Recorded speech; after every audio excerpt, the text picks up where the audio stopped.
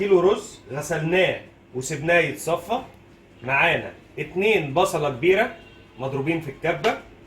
معانا واحده طماطم مبشوره. نص فلفل حامي، نص قرن فلفل حامي، ده اللي بيحب السبايسي بس هيديله تيست روعه. معانا معلقتين ملح، معلقه كمون، معلقه بهارات سمك، ورق غار. وهنبتدي دلوقتي ومعانا الزيت. ناخد الزيت. معانا الحله بتاعتنا اللي هنعمل فيها الرز.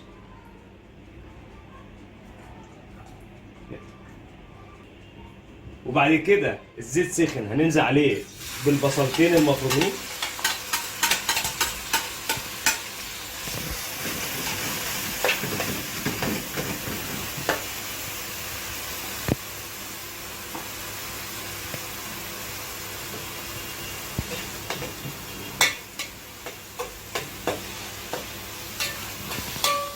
يتحمروا كويس جدا لحد ما لونهم يبقى بني كده، بني غامق.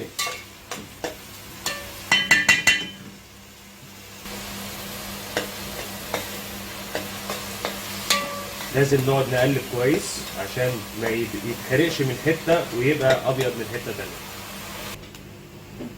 ونكمل كده تقليب في البصل اللي ابتدى يغمق. هو احنا هنعوزه لون اغمق من كده شويه كمان، بس احنا هننزل بالفلفل.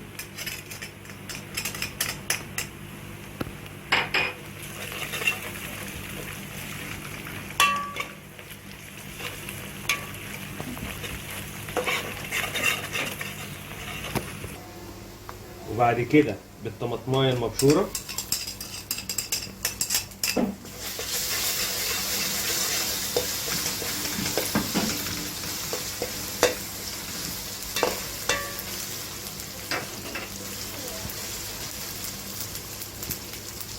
وبالملح والكمون والبهارات وورق الغار.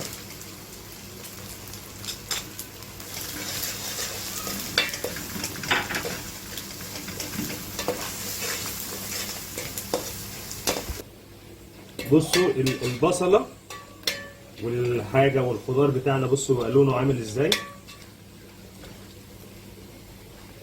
اللون البني الغامق عشان يلون معانا الرز بتاعنا. بالتالي كده خلاص ننزل عليه بالميه.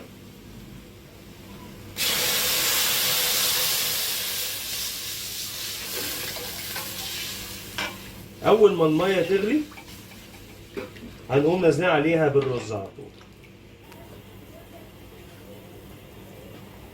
وكده الميه غليت هننزل بالرز اللي احنا كنا غاسلينه ومصفينه.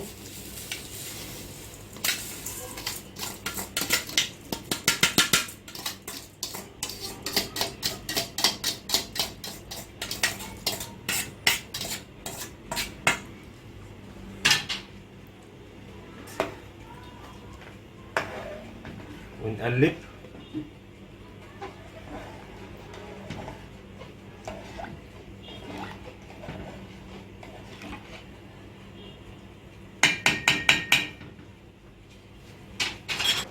والرز بيغلي معانا كده هنقوم مغطيين عليه وموطيين خالص شمعة صغيرة، ولحد ما الرز يخلص معانا. تعالوا نشوف